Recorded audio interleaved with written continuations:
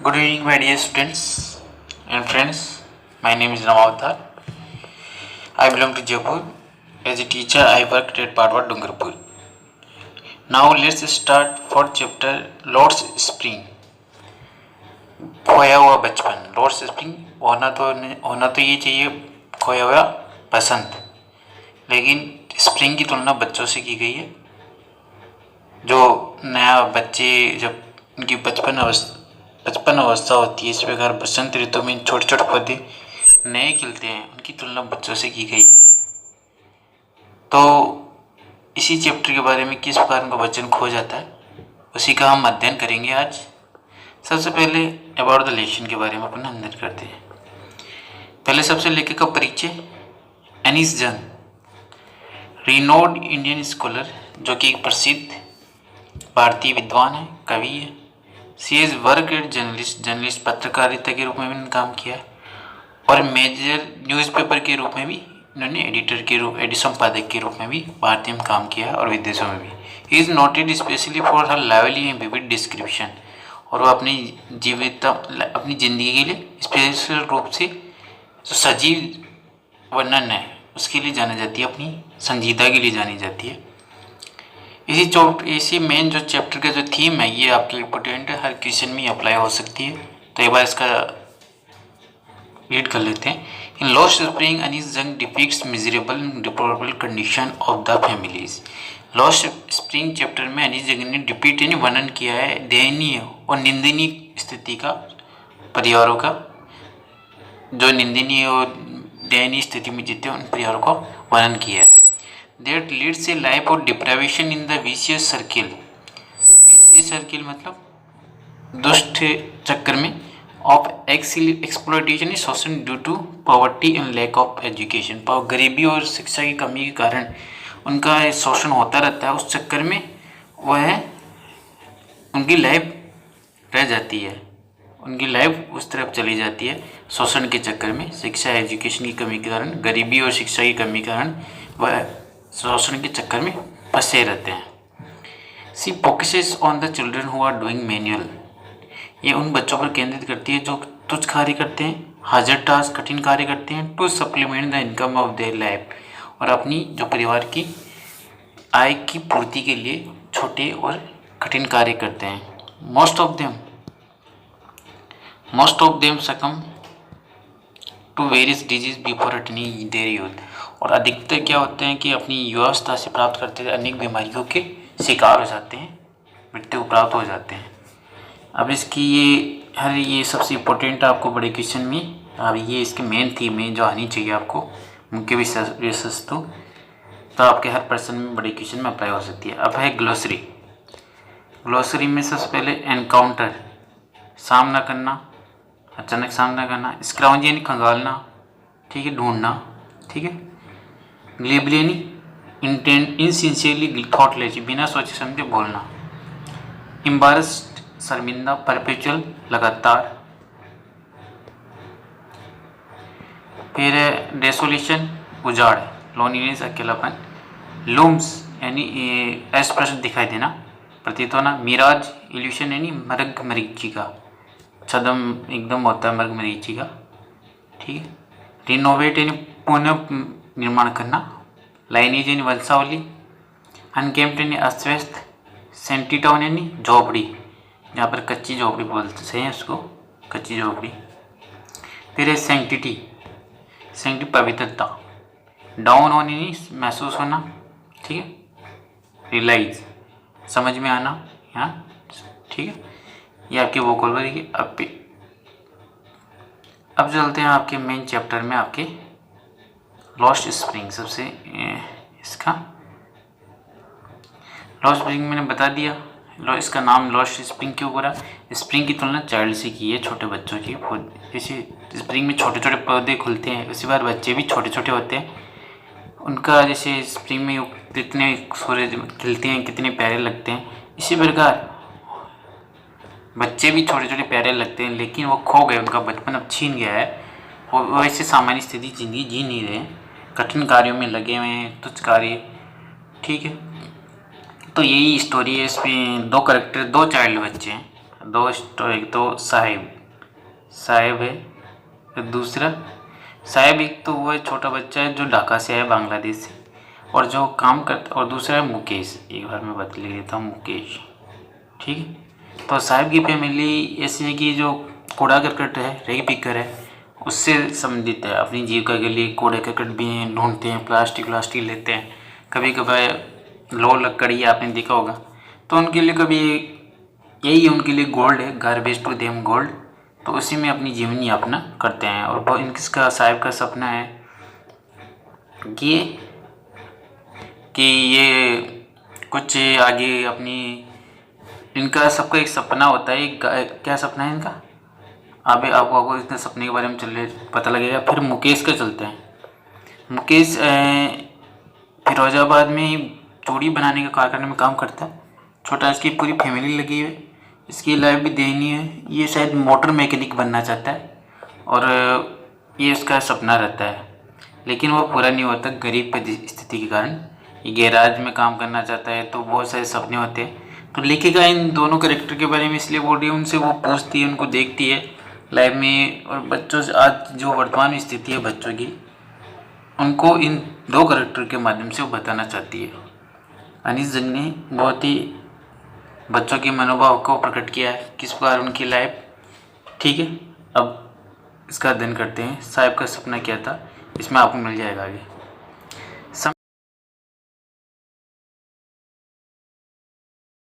Sometime I find ₹1। ये यहाँ से पहले साहिब से स्टार्ट होता है। कभी कभार मुझे ₹1 मिल जाता था। ये साहिब बोल रहे हैं। साहिब को लॉर्ड ऑफ यूनिवर्स, भगवान का स्वामी भी इसका अर्थ होता है रियल में। भगवान का यानी पृथ्वी का सम्राट, पृथ्वी का भगवान, यूनिवर्स ऑफ द लॉर्ड यानी ब्रह्मांड का स्वामी। तो I ask why do you do this, I ask Saheb. लेखिका पूछ रही है तुम ये क्यों करते हो। Home I encounter any morning scrounging for gold in the garbage dump of my neighbourhood. जब भी मैं उसका सामना करती हूँ, सुबह वह कूड़े करकट में खगालता रहता है उसके पड़ोस में। तो ये उससे पूछती है, साहिब लेफ्ट इज हेम हो। साहब ने पहले कुछ साल पहले घर छोड़ दिया था। Set amid the green field of Dhaka, यानी उनका घर ढाका में था, हरी भरी मैदान में। His home is not even distant memory, अब उसके घर की कोई याद नहीं है। There were many storms there swept away their fields in storms. उसके बहुत इस बाढ़ में, मतलब उसके जो मैदान थे, घर थे, वो बाढ़ के द्वारा, तूफान के द्वारा बहा ले गए। हिज मदर टेल्स हिम, उसकी माँ ऐसा बताती है। That is why they left, क्योंकि इसलिए इन्होंने छोड़ दिया। Looking for the gold in the big city where he now lives, और जहाँ रहते थे वहाँ शहरों में धन की तलाश करते थे।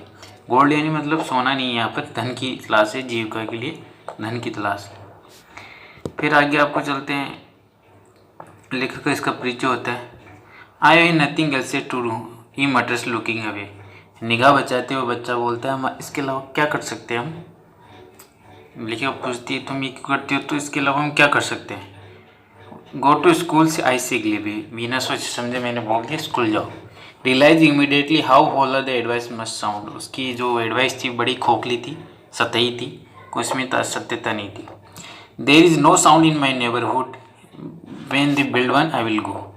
तो साहब ने बोलता है मैं अगर स्कूल, हमारे पास में कोई स्कूल नहीं है, अगर होगा तो मैं ज़रूर जाऊँगा। If I state will you come, I ask आप जो कि, मैंने हंसते हुए, मतलब मन ही मन मुस्कुराते हुए मैंने पूछा अगर मैं स्कूल स्टार्ट करूँ तो क्या तुम आओगे। यस इसे स्माइली ब्रॉडली, हाँ मैं ज़रूर आऊँगा, उसने मुस्कुराते हुए कहा। Few day later I see him running up to me, is your school ready. कुछ दिनों बाद में मेरे पास दौड़ता हुआ, क्या आपका स्कूल तैयार है। पहले आपका ये क्वेश्चन इसमें बैठ रहा है। दूसरे क्वेश्चन, चलो आपके क्वेश्चन में बता देता हूँ। It takes longer to build a school I say embarrassed having made a promise that was no meant. जो मैंने प्रॉमिस किया था वो एक शर्मिंदगी की वजह से मुझे महसूस हुआ, क्योंकि मैंने कहा कि इसमें बहुत टाइम लगा स्कूल बनने में, इसमें मुझे गलानी भी हुई। But promise likes mine abound every corner of is black world, लेकिन ऐसे वादे जिस संसार में, मतलब एक अंधेरी, इस अंधेरे संसार में एक कोने में भरे हुए हैं, ऐसे झूठे वादे हर संसार में से भरे हुए हैं। तो ये मेरे को शर्मिंदगी का भास हुआ लेखिका को, इस चीज़ के बारे में कि स्कूल ने कहा स्कूल बनने में समय लगेगा। आगे बढ़ेगा, after month of knowing him. तो आपके एक दूसरा प्रश्न है, आपको ये प्रश्न पूछा, वाई डज अनीस जंग प्रॉमिस टू ओपन स्कूल सीम होलो। अनीस जंग का स्कूल खोलने का वादा मिथ्या क्यों प्रतीत होता है। तो साहब ने राइटर को बताया जब स्कूल आपका तैयार हो जाए तो ज़रूर स्कूल जाएगा, लेकिन उसने प्रॉमिस तो किया लेकिन वह उसका कोई मतलब नहीं था। तो ये यहाँ पर आपका दूसरा प्रश्न आपको मिल जाएगा। मैं आंसर आपको दे दूंगा, इसका स्क्रीनशॉट ले लेना। फिर आगे चलते हैं। After month of knowing him I ask him his name. मैंने उसका नाम पूछा साहिब आलम, यानी Lord. He announce he does not know what he means. वह नहीं जानता था इसका अर्थ क्या होता है। If he new it's meaning, यदि वह जानता था लॉर्ड ऑफ द यूनिवर्स, तो वह इसका अर्थ है भगवान ब्रह्मांड का स्वामी। He would have a hard time believed, उसके लिए कठिन हो गया, उसको कठिन हो गया उसको समझने में, उसको महसूस नहीं क्या होता है इसका अर्थ। Unaware of what is name represent he roams street with his friend. वह अपने नाम के बिना अनजान हुए वह अपने दोस्तों के साथ गलियों में घूमता था। An army of barefoot boys who appear like the morning birds in disappear noon. और बिना नंगे पैर के अपने साथियों के साथ पक्षियों की बातें चचाते हुए दोपहर को घूमता, मतलब सुबह को घूमता रहता था और दोपहर को गायब हो जाता था। Over the months I have come to recognise each of them. कुछ महीनों के बाद में मेरी उससे जान पहचान हो गई। आगे, why are you not wearing chappals I ask one. मैंने उससे पूछा तुम चप्पल क्यों नहीं पहनते। My mother did not bring them down from the shelf. ये आंसर सिंपली, उसने कहा कि मेरी माँ जो ताक होती है, ताड़ ऊपर की होती है अलमारी की, उससे मुझे उतार के नहीं देती है। Even if she did he will throw them at another who is wearing shoes that do not match. आगे एक पास में एक दोस्त था, उसने अलग अलग प्रकार की जूते पहन रखे थे, तो उसने कहा यदि कर देगी तो इसकी माँ उसको फेंक देगा ही। When I comment on it he supple is feet in sane nothing. जब मैंने इस पर कमेंट किया तो वो थोड़ा अपना पैर इधर उधर करने लग गया और कुछ नहीं बोला। आई वॉन्ट शूज़, मैं जूते चाहता हूँ, उसने कहा। Says A third boy who has never owned A pair of life. जो उसने अभी तक ज़िंदगी में एक जोड़ी भी अपनी लाइफ में जूते नहीं पड़े। तो तीसरे बालक ने कहा वो मैं शूज़ चाहता हूँ। Travelling across the country I have seen children walking barefoot in cities और विलेज फूड्स। मैंने बहुत देशों की यात्रा की, मैंने ऐसे बहुत सारे बच्चों को देखा मैंने नंगा पैर घूमते हैं गलियों में, शहरों में। It is not the lack of money but tradition to stay barefoot is one explanation. ये उनकी कोई धन की कमी नहीं है, लेकिन एक परंपरा है जो नंगे पैर रहना, ये इसकी व्याख्या करता है। I wonder if this is only an excuse to explain away perpetual state of poverty. मैं आश्चर्य करती हूँ कि एक बहाना है ये सदा से चली आ रही गरीबी का व्याख्या करने का। I remember a story of a Udupi. यहाँ से चलो यहाँ तक आ गया। एक स्टोरी अब लेखक को बता रही है, एक स्टोरी जो उनके फ्रेंड ने बताई थी। I remember a story a man from Udupi once told me. तो एक स्टोरी एक आदमी के द्वारा उडुपी में मेरे को बताई गई थी, जो उडुपी से था वो आदमी। तो उसने बताया कि एज ए यंग बॉय, जब वह जवान था, he would go to school past an old temple. जब वह जवान था तो वो एक past an old temple where his father was a priest. तो वह उसके पिताजी पुजारी थे, उस मंदिर के पास ही वह स्कूल जाया करता था। He would stop briefly at the temple and pray for a shoes. और वह वहाँ पर रुकता था और भगवान से प्रार्थना करता था शूज के लिए। 30 years later I visit his town and the temple which was now drowned in era of desolation। 30 साल बाद मैं वहाँ पर उस टावर शहर में गया जो अब वहाँ पर मंदिर था वो अब तक उजाड़ हो चुका था। ठीक है। In the backward where we lived the new priest. अब जहाँ पर वह नया पुजारी रहता था, there was red white plastic chairs. वहाँ पर लाल एक सफ़ेद प्लास्टिक की चेयर थी। ये a young boy dress in grey uniform. वहाँ पर एक बच्चा था जो ग्रे यूनिफॉर्म पहन रखी थी। वेयरिंग सॉक्स एंड शूज, उसने सॉक्स शूज भी पहन रखे थे। अराइविंग पेंटिंग हफ्तावा and through school bag on a folding bed. और हफ्तावा उसने अपना बैग उस बेड पर फेंक दिया, जो फोल्डिंग बेड था उस पर फेंक दिया।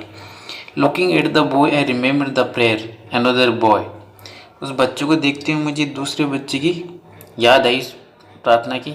Has made to the goddess when he had finally got a pair of shoes. जो उसने भगवान देवी से प्रार्थना की थी कि मुझे एक शूज मिल जाए, लेट मी नेवर लॉस दी, और उसके पास कभी नहीं खोए, जब उसको शूज मिल जाए वो कभी नहीं खोए, तो इसलिए प्रार्थना की थी। The goddess is granted spare, उस देवी ने उसकी प्रार्थना स्वीकार कर ली। Young boy like the son of the priest now wore shoes, और उस यंग जवान की तरह उसके प्रीस्ट को भी, like the son of the priest, अब उस पुजारी के बेटे जवान को भी वो शूज मिल गए थे। But many others like the rag pickers in my neighbourhood remain shoeless, लेकिन जो रेग पिकर है और सामान्य की तरह मेरे पड़ोसी में वो बिना जूते के हैं।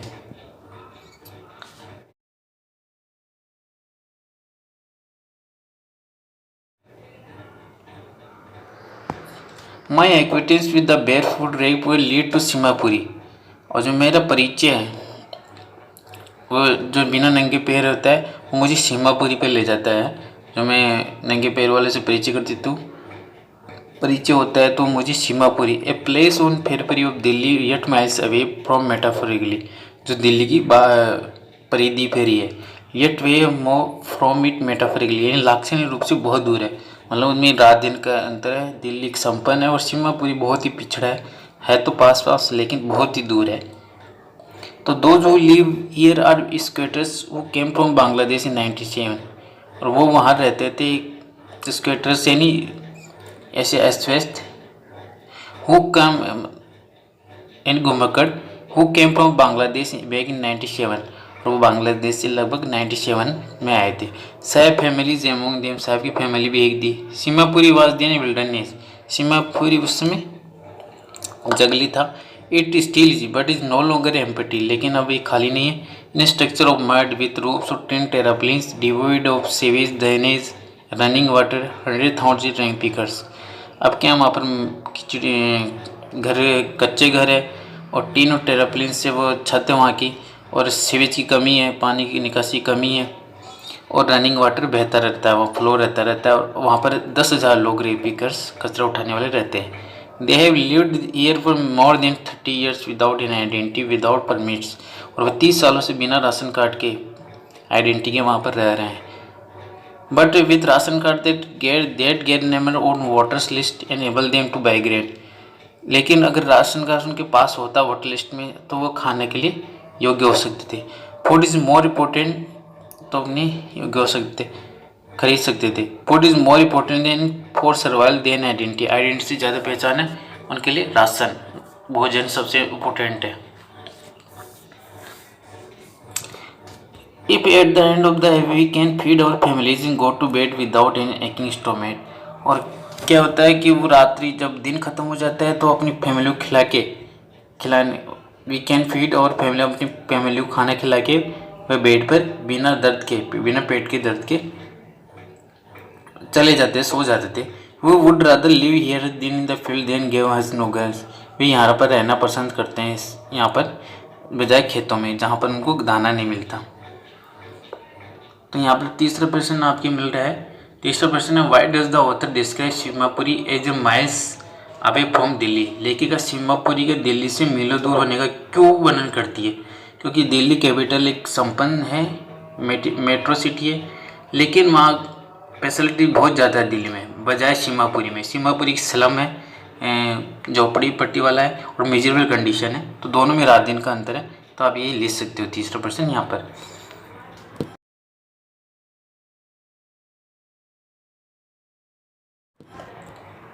फिर says a group of meditators sorry when I asked them why they left their beautiful land of green field। मैंने एक महिला से पूछा जो फटी हुई साड़ी पहन रखी थी। मैंने पूछा कि तुमने अपनी सुंदर जो मैदान थे, मतलब अपना सुंदर ज़मीन थी, वो नदियों को क्यों छोड़ दी? जहाँ पर नदियों के सारे सुंदर मैदान था वो क्यों छोड़ दिया? Where they find home they pitch their teenage, उसने जहाँ पर भी वो भोजन पाते थे वो अपने तंबू गाड़ देते थे, दे बिकेम ट्रांजिट होम, और अब उनका अस्थायी घर बन जाता था। चिल्ड्रन गो अप देम, और वहीं बच्चे पढ़े लिखे बढ़ जाते थे, मतलब बड़े होते थे।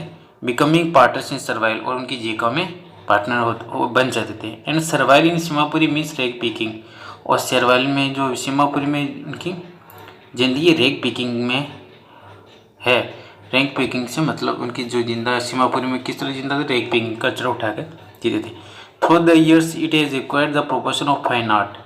इस तरह कई सालों तक उन्होंने इसमें ललित कला प्राकी बन गए थे। इसमें गार्बेज टू देम, सोना ही उनके लिए कूड़ा करकट ही सोना थी। It is their daily breed, उनकी रोज जीविका होती है। ए रूप ओवर देयर हेड्स, मतलब उनके शेर पर जो छतें हैं, even if it's taking leaking loop, यहाँ तक कि उनकी जो छतें हैं वो भी लीक होती थी। But for child is more, for a child is it is even more, लेकिन बच्चों के लिए खाना सबसे इम्पोर्टेंट होता था बजाय छतों के। तो आपको इसमें एक पहला प्रश्न मिल जाएगा, वाई डिड साहब फैमिली सेटल एट सीमापुरी। तो साहिब की परिवार सीमापुरी में क्यों आया, तो आपको पता लग जाएगा इसमें जीविका के लिए, अपने खान पान के लिए। क्योंकि उन्होंने कहा where they find phone they pitch their tent से बिकम ट्रांजिट होम, ठीक है, जहाँ पर उनको भोजन मिलता था वहीं पर चले जाते थे। तो वहाँ पर जो ढाका में तो ऐसा था नहीं खाने के लिए, बाढ़ आने की वजह से चले गए। तो आप ये लिख सकते हो कि वहाँ पर बाढ़ आई थी बांग्लादेश में, तो इस वजह से वहाँ पर खाने का दाना नहीं था, तो वह सीमापुरी में आए थे, ठीक है। तो ये आपको लिख देना है सर।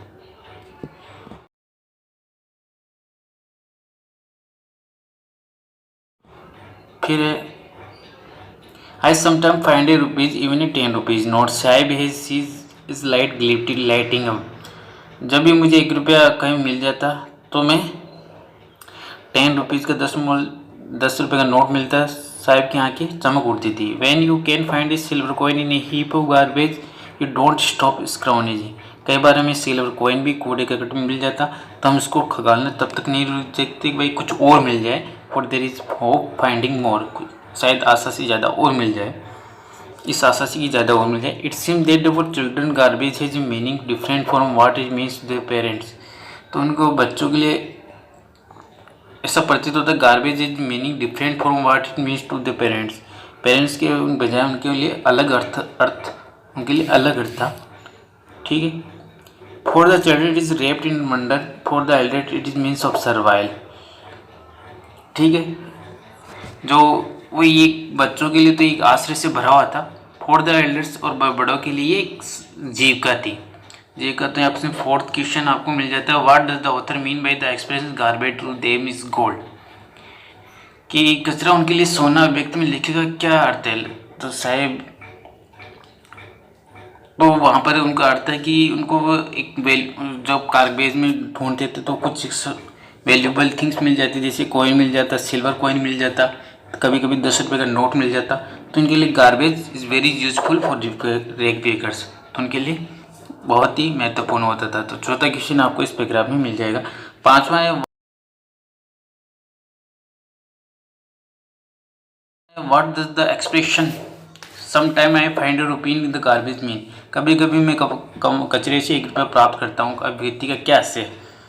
कभी कभी उनको गार्बेज से 10 रुपये का नोट मिल जाता था, साहिब बताते हैं उनको 10 रुपये का कभी कभी नोट मिल जाता था, तो वह कुछ और भी जैसे और भी सिक्के मिल जाते थे, तो वो इस आशा से और ढूंढते रहते थे। चौथा पांचवा क्वेश्चन इसी में आपको दोनों को मिल जाएगा, ठीक है।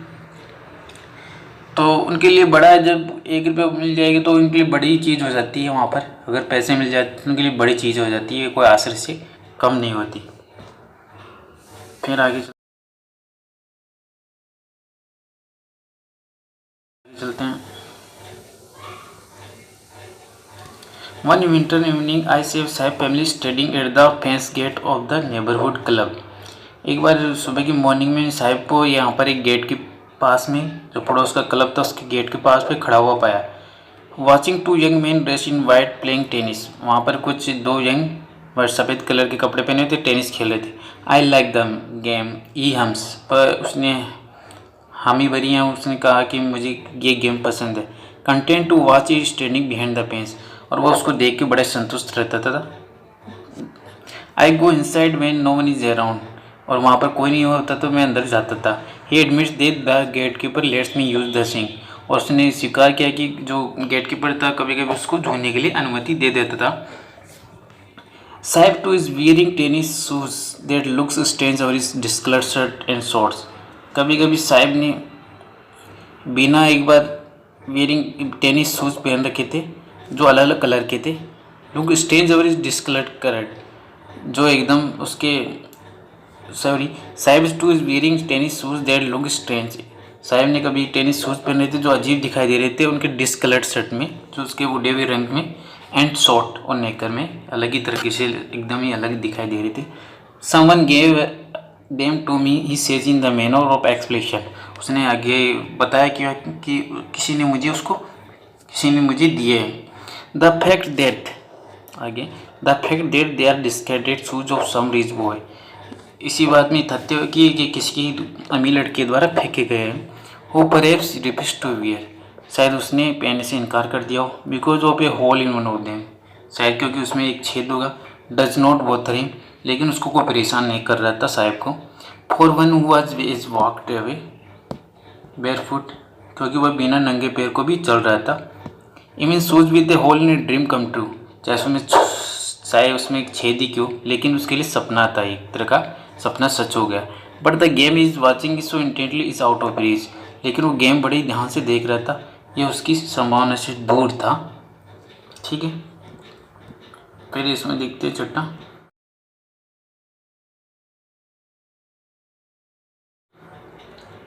This morning Sahib is on his way to milk booth. अगले सुबह साहिब को मैंने उस पर मिल्क बूथ पर देखा। In his hand steel canister, उसके हाथ में क्या था, स्टील का कैनिस्टर था। I now work in tea stall down the road E says, उसने कहा कि मैं वर्तमान में टी स्टॉल का मैं काम करता हूँ। पॉइंटिंग टू डिस्टेंस, उसने इशारा करते हुए उस दुकान की तरफ कहा। I am paid 800 rupees and all my meals, मुझे 800 रुपये मिलते हो सारा खाना। Does he like the job, मैंने उससे पूछा कि जॉब पसंद करता है। His face I see I has the lost careful look, जैसे मैंने उसको चेहरा देखा वो चिंता में हो गया, मतलब उसकी एकदम बिल्कुल चिंता में था कि उसकी एकदम वो स्वतंत्रता उसकी खो गई। The steel canister seem heavier than the plastic bag, उसको कैनिस्टर बड़ा भारी लग रहा था प्लास्टिक बैग से। He would carry so lightly over his shoulder, और अपने कंधों पर ले जाया करता था। द बैग वाज हिज, वह बैग उसका था। The canister belong to the man who owns the tea shop, और कैनिस्टर उस आदमी का जो इस दुकान का मालिक था। देखो कितना अंतर हो गया, उसकी स्वतंत्रता गायब हो गई। जब उसका बैग था वो कभी भी काम कर सकता था, लेकिन वर्तमान में वो काम नहीं कर रहा स्वतंत्रता से। Sahib no longer is on master, अब साहिब अपना मालिक नहीं रहा। तो इसमें छठा क्वेश्चन आपको मिलता है, वाई साहब not happy working at the tea stall. Sahib चाय की दुकान पर काम करके खुश क्यों नहीं था। तो उसने कहा कि पहले तो रैग बेकर था तो कहीं पर भी जा सकता था जहाँ उसको पसंद आए, लेकिन वर्तमान में टी स्टॉल में क्या हुआ, वह ऐसे काम से जुड़ गया कि उसकी स्वतंत्रता पूरी छिन गई। ठीक है, अब वो कहीं भी आ नहीं जा सकता था। ठीक है, वो काम एकदम बंद गया था। फिर है आपको उससे I want to drive a car, मैं कार चलाना चाहता हूँ। अभी आपके करेक्टर दूसरा आ गया, इसके अंदर मुकेश का जिक्र आ गया। ठीक है, तो इसमें आपको साहिब आलम का क्या सपना था, उसको सपना था कि वो टेबल टेनिस खेले, उसका एकदम सपना था। तो वही अब इसका सपना क्या है, I want to drive a car, मैं कार चलाना पसंद करता हूँ। तो ये मुकेश का दूसरा करेक्टर अब पढ़ रहे हैं। मुकेश इंस्टीड, एक मिनट,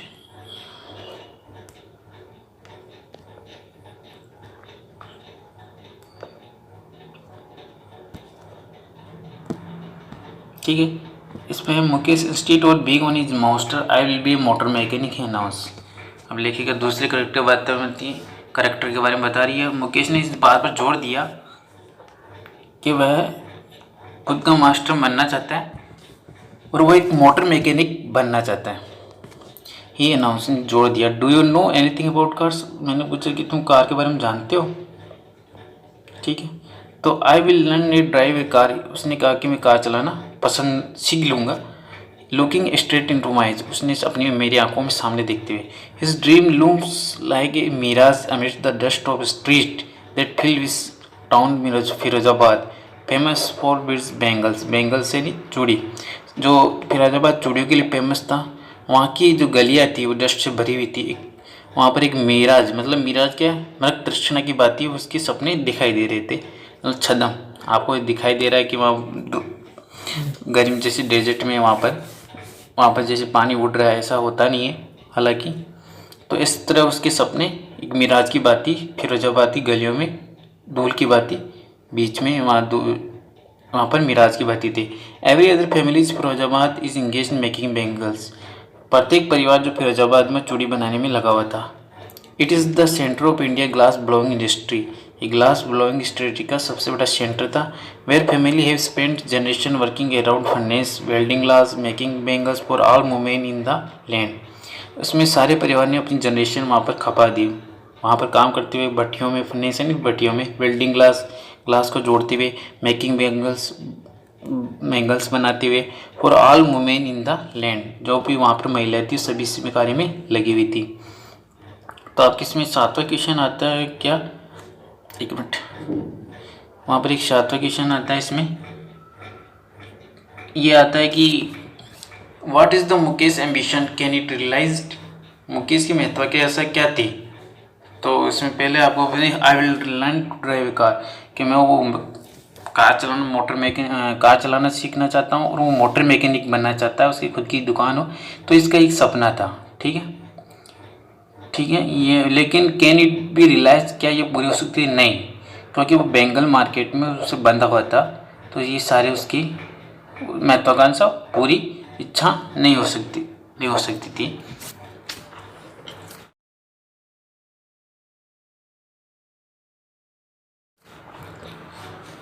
फिर आगे चलते हैं मुकेश फैमिली के बारे में। Mukesh family is among them. Mukesh की फैमिली उनमें से एक थी। None of them know they it is illegal for children like him to work in the glass furnace with high temperature.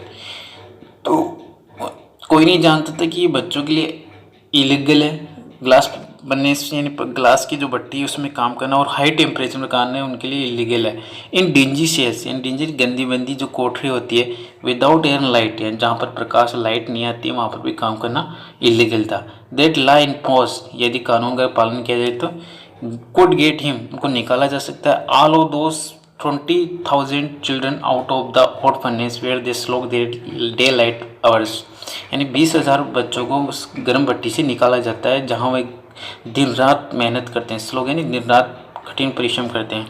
Often losing the brightness of their eyes, कभी कभी वो अपनी आंखों की रोशनी भी खो देते हैं। Mukesh eyes beam as is volunteered to take him home. Mukesh की आंखें जब चमक उठी जब वो मुझे शौचालय से अपने घर ले जाना चाहता था, लेखिका को, which he proudly says is being rebuilt. उसने बड़े गर्व से कहा कि मेरे घर का निर्माण किया जा रहा है, रिनोवेट किया जा रहा है। He walk down stinking lanes choked with garbage, वह मुझे अपने उस बदबूदार गलियों में ले गया जो गार्बेज से भरी हुई थी।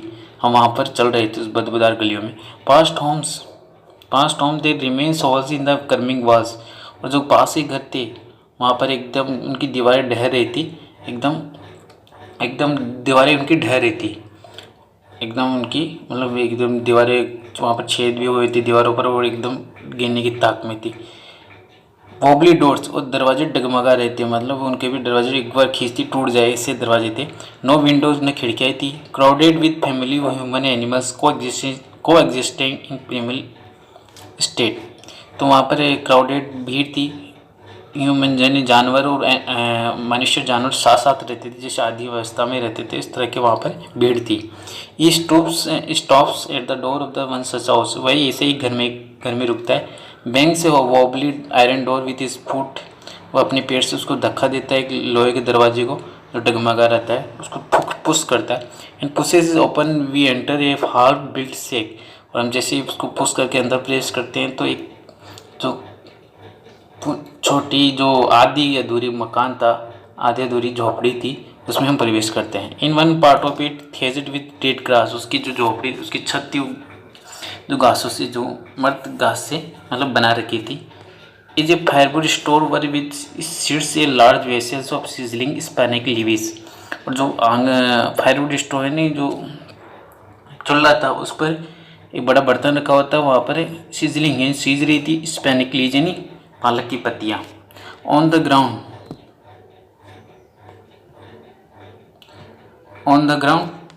ई द लार्ज एल्यूमिनियम प्लेटर्स, और जो वहाँ पर मैदान में वहाँ पर ग्राउंड पे आंगन में बड़ी बड़ी प्लेटें पड़ी थी एल्यूमिनियम की, और मोर चॉप्ड वेजिटेबल्स, जहाँ पर बड़े सब्जियाँ काटी गई थी अधिक मात्रा में उसमें। A frail young woman is cooking the evening meals for the whole family, एक कमज़ोर महिला, ट्रेन कमज़ोर जो शाम का खाना बना रही थी पूरे परिवार के लिए। Through eyes filled with smoke she smiles, उसकी आंखें धुएं से भरी हुई थी लेकिन वह मुस्कुरा रही थी वहाँ पर। She is the wife of Mukesh elder brother, वह वाइफ थी जो मुकेश के बड़े भाई की। Not much older in year, ज़्यादा उम्र दराज नहीं थी। She is begun to command respect as the bahu, और उसको कमांड यानी रेस्पेक्ट बहू के तरह कहा जाता है, रेस्पेक्ट किया जाता है। The daughter in law of the house, वो पुत्र वधू थी गाँव की, घर की पुत्र वधू थी। तो आप ये बोलते पुत्र वधू, बहू मतलब daughter in law of the house. Already in charge of 3 main, husband Mukesh and their father, वो 3 लोगों की जिम्मेदारी संभाल रही थी, हस्बैंड और मुकेश और उसके फादर की। when the old man enters, she gently withdraw behind the broken wall, brings her veil close to her। जैसे कोई बुढ़ा आदमी एंटर होता है, वह तुरंत ही टूटी हुई दीवार के पीछे चली जाती है और अपना घूंघट, वेल यानी घूंघट ढक लेती है अपने चेहरे से। As custom demands, daughter in law must veil their face before she male orders. जैसे प्रथा के अनुसार कोई पुत्र वधू, कोई बड़ा बुजुर्ग उनके घर के सामने आता है तो अपना घूंघट उसको कर लेना चाहिए, इस प्रथा के अनुसार। In this case the elders in improvised Belgium makers, इस प्रकार सभी बड़े इम्प्रोवाइज्ड यानी अधिक गरीबी में बेंगल मेकर थे, एकदम अति निर्धन बेंगल मेकर थे वहाँ पर सभी बड़े बुजुर्ग भी। Despite long years of hard labour first as a tailor, उसने बताया कि जो वो बड़ा एकदम एल्डर था वो इम्प्रोवाइज अति निर्धन बेंगल मेकर था। उसने कहा कि वो पहले एक टेलर था, उसने बड़ी मेहनत की। देन ए बेंगल मेकर, फिर बाद में वो बेंगल मेकर बना। He is fail to renovate house, send is two sons, और उसने अपने घर को भी वह मरम्मत नहीं करा सका इस बेंगल मेकर में इतनी मेहनत करके भी वो। और send to his sons to school, अपने स्कूल को भी, दोनों बच्चों को भी स्कूल, मुकेश और उसके बड़े भाई को भी स्कूल नहीं भेज सका इतनी मेहनत करने के बावजूद भी। All he has manage to do is to them what he know the art of making bangles, लेकिन मैं भी जो भी उनको कुछ मैं जानता हूँ, जो भी उनको सिखा सकता हूँ केवल आर्ट ऑफ मेकिंग बेंगल्स यानी जो चूड़ी बनाने की कला, वही मैं इसको सिखा सकता हूँ। तो आप इसमें क्वेश्चन आ रहा है, एक नवा क्वेश्चन है। नवा क्वेश्चन में ये है कि डिस्क्राइब द hazard,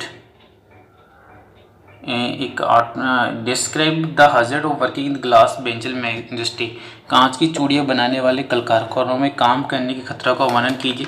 तो आप सबसे पहले तो polish powder of benzyl makers workers blind, वो आगे आएगा आपकी। जो पॉलिश पाउडर था वो आँखों को धुंधला कर जाता था। दूसरा उसमें केमिकल हवा की कमी थी। यहाँ पर डिंजी सेल्स है ना, विदाउट एयर लाइट यहाँ पर, तो वहाँ पर बिना एयर लाइट थी और हाई टेम्परेचर उनको काम करना पड़ता था। ये दूसरा करना आप भी बता सकते हो, पहला करना आप बता रहे हो। उनकी आँखें खराब हो जाती थी पॉलिश पाउडर से। मैं उसके आपको उत्तर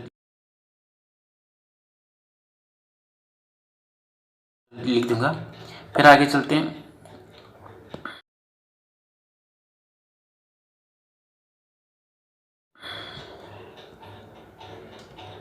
इट इज़ ए कर्म इस डेस्टिनी सेज मुकेश ग्रैंड, जो मुकेश की दादी थी उसने कहा ये हमारा कर्म ही है। वो is watched her own husband go blind with the dust from polishing the glass of bangles. ये आपके नवे क्वेश्चन में भी एक पॉइंट ये जुड़ जाएगा कि उसने अपने हस्बैंड को भी अंधे होते देखा जब वो डस्ट यानी द पॉलिशिंग ग्लास, जो ग्लास की बेंगल्स की डस्ट साफ कर रहे थे, तो एक उनका आँखों में गिर जाने से वो अंधे हो गए थे। तो यही उनका डेस्टिनी है।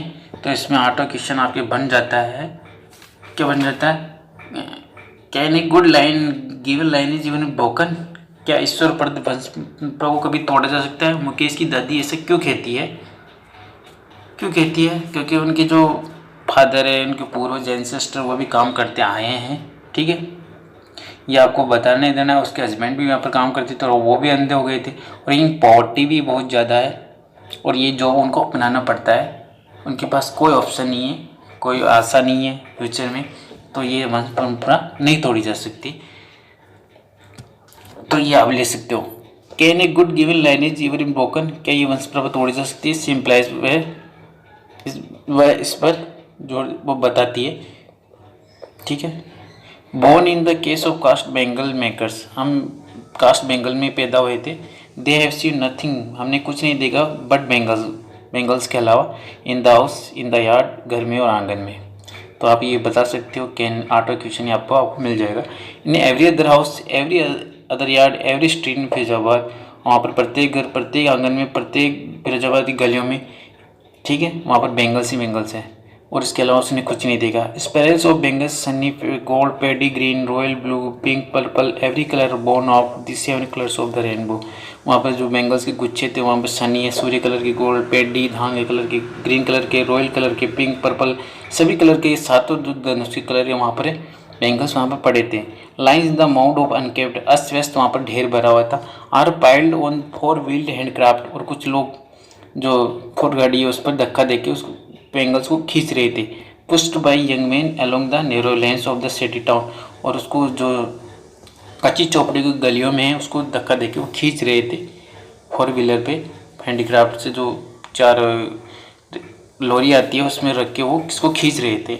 And in the dark hutment next to lines of flame of flickering और लैम्प्स, और जो डार्क हटमैन था, झोपड़ी थी, अंधेरी झोपड़ियाँ, next to the line of flame flickering oil lamps, वहाँ पर एक उस लैम्प की ऑयल चमक रही थी। Seat boys girl with their fathers and mothers welding piece of coloured glass into circle of bangles, वहाँ पर कुछ लड़के बैठ रहे थे पिताजी के साथ, माता पिता के साथ, और वेल्डिंग जोड़ रहे थे कलर्ड ग्लास, उनको कांचों की चूड़ियों को जोड़ रहे थे और सर्किल में इनटू सर्किल ऑफ बेंगल्स, जो सर्किल बेंगल्स का बनाने के लिए वो जोड़ रहे थे। There has more adjust to the dark than to the light outside, जो बाहर की रोशनी थी वो जो अंदर की डार्क मतलब अंधेरा था उसमें वो एडजस्ट कर रखा था उन्होंने, मतलब अंधेरे में भी वो अच्छी तरह काम कर रहे थे। That is why they often end up losing their ever sight before they become elderly, और वो जवानी में आते थे अपनी आंखों की रोशनी खो देते हैं, इसी वजह से। फिर आ चलते हैं। Savita young girl in the drab pink dress sits along a lady में soldering piece of glass. Savita भी की यंग लड़की थी जो ड्रेप पिंक, उसका जो कलर है पिंक कलर, वो मतलब उड़ा हुआ था colour. Sits along die and elderly women, वो भी एक बूढ़ी महिला के साथ बैठी हुई थी, शोल्डरिंग पीस ऑफ ग्लास, और कांच की ग्लास को जोड़ रही थी। As her hands move mechanically like the tong, उसके हाथ भी एक मैकेनिकली एक मशीन की तरह, जैसे लाइक द टोंग चिमटे की बाती चल रही थी, like the tong of a machine, जिस मशीन में चलती है टोंग जो भी चिमटा है उसके बातें उसके हाथ भी इस तरह चल रहे थे, मशीन की बातें उसके हाथ चिमटे की बातें चल रहे थे। आई वंडर भी she know the sensitivity of the bangles she help bank, मैं आश्चर्य करती हूँ क्या वो लड़की बेंगल्स की पवित्रता को जानती है जो उसकी महिला की मदद कर रही थी बनाने में, जो चूड़ी बनाने में मदद कर रही थी, क्या वो उसकी पवित्रता को जानती है। It symbolize in Indian women सुहाग स्पेशली इन मैरिज, और ये मैरिज में एक शुभ माना जाता है बेंगल्स, जो सुहाग का प्रतीक माना जाता है। It will down on her suddenly one day when her head is draped with red veil, her hands dye red with henna and red bangles rolled on to wrist. एक दिन उसको समझ में आ जाएगा जब उसके हाथ, उसके सिर पर घूंघट हो जाएगा, उसके हाथ एकदम लाल हो जाएंगे मेहंदी से, उसके रेड बेंगल्स उसके कलाई पर लग जाएगी, तो उसको समझ में आ जाएगा। She will then become a bride, जब दुल्हन बन जाएगी, like the old man beside her who became one many years ago, she still has bangles on breast but no light in eyes, लेकिन उसके पास में जो महिला थी वह उसकी शादी पहले हो गई थी, ठीक है, और उसने अपनी कलाई पर बेंगल्स पहन रखी थी, लेकिन चेहरे पर कोई चमक नहीं थी। उसने कहा एक वक्त से बाहर का खाना भी नहीं खाया, मतलब she says in a voice trend of Joy, मतलब नीरस खुशी में उसने कहा कि गला इसने रुद्धा हुआ था एकदम, उसको मतलब भीगे गले से उसने कहा she is not enjoyed even one meal for entire lifetime, उसने एक बार भी एक फुल कला मतलब भरपेट खाना नहीं खाया। That is what she is reaped, जो अब तक उसने कमाया है, जब तक her husband and old man with flowing बीड्स, उसके पास में जो एक हस्बैंड था उसकी दाढ़ी बड़ी हुई थी, लहराते, उसने कहा आई नो नथिंग एक्सेप्ट, मैं चूड़ी बनाने के अलावा कुछ नहीं जानता। All I have done is to make house for the family to live, मैंने जो भी कुछ किया अपनी फैमिली में, जो घर बनाने में अभी तक किया है, मतलब उसने घर ही बनाना अभी तक, घर ही अपनी पूरी ज़िंदगी में घर ही बना पाया है। हियरिंग भी, इसमें एक क्वेश्चन आता है आपके 10वां क्वेश्चन है, ये आप क्या है कि she still has bangles on her wrist but no light are her eyes, उनकी कलाई में अभी चूड़ियाँ परंतु उसकी आंखों में कोई चमक नहीं। इस कथन में अनिश जंग क्या अभिप्राय है? तो आपको इसमें लिख देना दाऊद। इसमें क्या है कि बहुत सारे बच्चे जो कर रहे थे रजिस्ट्री में, तो उनकी बहुत सारी की आंखों की रोशनी चली गई। ठीक है, अब एक तरह का ये कॉन्ट्रास्ट है उनको कि बेंगल्स जो सुहाग का प्रतीक है वो एक अच्छाई के माना जाता है प्रतीक, और उसे बनाने वाले भी वो भी सुख की नहीं थे। हालांकि वो दूसरे ग्रहों में जाता है, एक अच्छा प्रतीक माना जाता है, लेकिन जो बनाने वाले हैं उनके चेहरों पे कोई खुशी नहीं है। ठीक है, तो ये पुअर लेबर्स उनको बनाते हैं, कभी कभी उनकी आंखों की रोशनी भी चल जाती है, तो उनके लिए जिंदगी में कोई खुशी नहीं है। बजाय जब वहाँ वो बेंगल्स किसी घर में जाती है तो वहाँ खुशी का प्रतीक मानी जाती है बेंगल्स, लेकिन बेंगल्स के विपरीत उनकी लाइफ बहुत ही दरिद्र है। तो ये आप इसका अनीस जंग का ये कहने का अर्थ है कि बेंगल्स होती है सुहाग का प्रतीक, खुशी का मानी जाती है। जब महिला की शादी हो जाती है, अपने पति को सब कुछ एकदम खुशी वहीं पर श्रम करती है, लेकिन इन महिलाओं के चोरी के अलावा उन्होंने अपनी लाइफ में कुछ नहीं देखा, गरीबी के अलावा। तो ये भी है 10 की।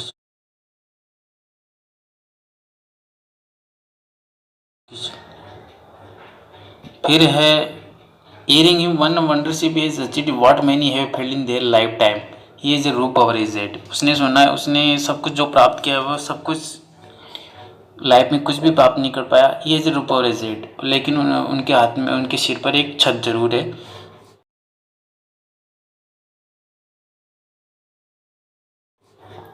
The crap on net having money to do anything except carry on the business of making bangles.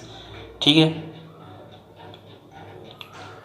The cried of not having money to do anything except, वह पैसे के लिए कभी इन्होंने चलाया नहीं, लेकिन जो बिजनेस वो चला सकते थे बेंगल्स का, not even enough to eat rings in every home, न तो उनके पास खाने का था, नहीं प्रत्येक परिवार में रिंग्स, मतलब वो खुशियाँ नहीं थी।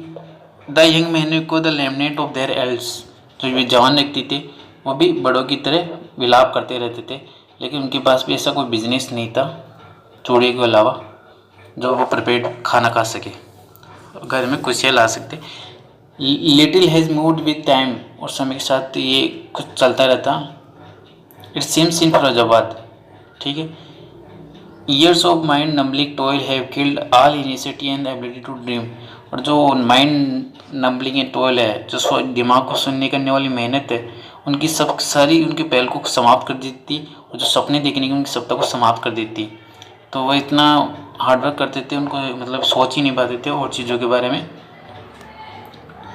ठीक है, Why not organize yourself into corporate? I ask a group of young men who have fallen into the vicious circle of middlemen who trapped their fathers and forefathers. Even if we organize, अब उनने अनीस जंग ने कहा कि तुम अपना एक cooperative संघ क्यों नहीं बना लेते, एक संघ क्यों नहीं बना लेते।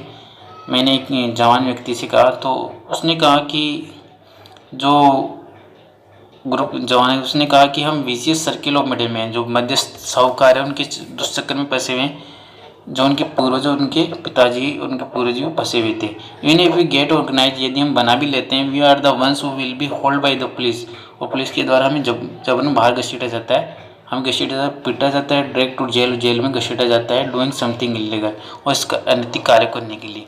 जैसे ऐसा वे कहते हैं, there is no leader among them, उनके बीच में कोई लीडर नहीं है। No one could help them seeing differently, उनकी कोई मदद नहीं कर सकता। इसके अलावा their father as tired as they are, उनके पिताजी भी थक गए ऐसा करते करते हम भी। Their talk endlessly spell that moves from poverty to apathy to greed to unjust, वह इस तरह वे बात कर रहे थे लगातार ऐसे गुंडली बना के, जैसे वह गरीबी से उदासीनता से लालची, और लालची से वह अन्याय की तरफ मुड़ जाते हैं, इस तरह वह मर जाते हैं। इसमें एक क्वेश्चन है आपके 10वां question, what happens when the bangles makers in Firozabad try to get organise for their rights, जब फिरोजाबाद की चूड़ी बनाने वाले अपने अधिकारों के लिए संगठित होने का प्रयास करते हैं तो क्या घटित होता है। तो वो बताते हैं कि हम मिडिल मैन, जो पॉलिटिशियन है, एडवोकेट्स है, उनके चक्कर में फंस जाते हैं। ठीक है, इसमें से 1-2 लाइन आप ले सकते हैं मिडिल मैन के चक्कर में फंस जाते हैं। ठीक है, यहाँ 1-2 लाइन इसमें से ले सकते हो। Listening to they I see 2 distinct word, one of the family caught in web of poverty burdened by the stigma of caste in which they are born. The other a vicious circle of साहूकार, middleman, policeman, the keeper of law, the bureaucrats and politician. तो उनको सुनते हुए मेरे को दो word, संसार में दो शब्द, दो फैमिली, टू डिस्टिंक्ट वर्ड जो अलग अलग संसार है। वन ऑफ द फैमिली, एक फैमिली वो है जो पॉवर्टी के बारे में जकड़ी हुई है, जाल में फंसी हुई है। Burden by the stigma caste, और कास्ट की जाति से दबी हुई है, जो जिसमें जन्म लेती है। दूसरा अदर है विशियस सर्किल ऑफ साहूकार, जो दुष्ट साहूकार का सर्किल है, दुष्ट चक्कर है, जैसे middleman, policeman, keepers of law, कानून की रखवाले, द ब्यूरोक्रेट, पॉलिटिशियन, नौकरशाही, राजनीतिक, इनके चक्कर में वो फंसे हुए हैं। दो कारण उसकी वजह से वो गरीबी में फंसी हुई है। तो आपका 10वां क्वेश्चन यहाँ से आपको मिल जाएगा।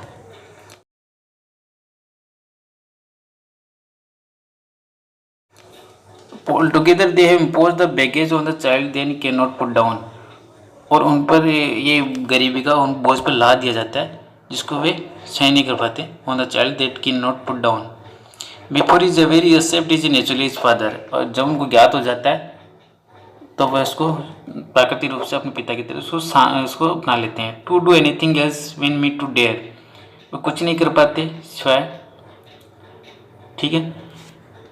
Dairying is not part of is growing up, और उनके बड़ा होने पर डेयरिंग का कोई सवाल ही नहीं है, साहस का कोई जीवन में इनका हिस्सा नहीं है। When I sense a place of it in Mukesh I am cheered, जब भी मैं कोई चमक देखती हूँ मुकेश में तो मैं बड़ी प्रसन्न होती हूँ मुकेश में। I want to be motor mechanic, क्योंकि उसमें उसी कुछ एक चमक है उनके परिवार में कि वो मोटर मैकेनिक बनना चाहता है, ये मुझे खुशी होती है। वो बार बार इस पर रिपीट करता रहता है। He will go to the garage in learn, वो गैराज जाएगा और सीखेगा, but the garage is long away from his home, लेकिन घर से गैराज बहुत दूर है। I will walk in city, मैं पैदल जाऊँगा।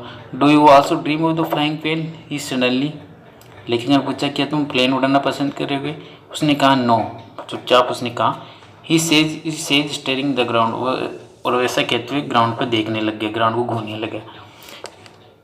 इन is small murmuring there is an embarrassment, वह थोड़ा सा शर्मिंदा अपने आप को महसूस कर रहा था, येट नॉट, हालांकि उसने पश्चाताप इस चीज़ का नहीं किया, वो प्लेन नहीं उड़ा पा रहा।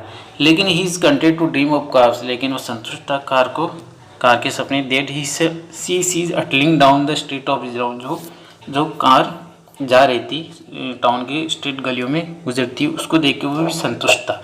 प्योर एरोप्लेन फ्लाई ओवर फैरोजाबाद, फैरोजाबाद में कुछ ही प्लेन उड़ते हैं, तो इसका अर्थ है कि कुछ ही लोग ही सक्सेस होते हैं फैरोजाबाद में, हर कोई सक्सेस ही नहीं होता। तो ये एक तरह से यंग है, यानी जंग बताएं कि कुछ लोग ही सफल हो पाते हैं, नहीं तो उस गरीबी की दोस्त चक्कर में फंस जाते हैं।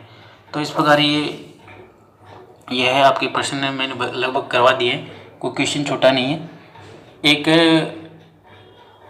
तो ये 10वां 11वां क्वेश्चन मैंने बता दिया है, इसमें ही सारे हैं 10वां 11वां, आपको 11वां क्वेश्चन यहाँ से ही है। Middleman, policeman, keeper of law. 11वां, what happens when the bangle makers in Firozabad try to get organise, जो अधिकारों के लिए संगठन होने का प्रयास, तो क्या होता है, तो मैंने बता दिया। पॉलिटिशियन, ये मिडिलमैन, ये सारे ब्यूरोक्रेट्स, ये सारे आ गए इसमें। तो 11वां क्वेश्चन आपको यहाँ पर मिल जाएगा, ठीक है, ठीक है।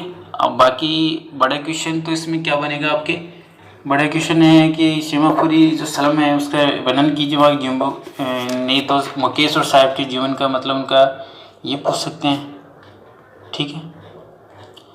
तो इनका दो, मुकेश का संसार, एक साहब का संसार, दोनों के बारे में तुलना करके पूछ सकते हैं किस प्रकार उनका लाइफ की पॉवर्टी है।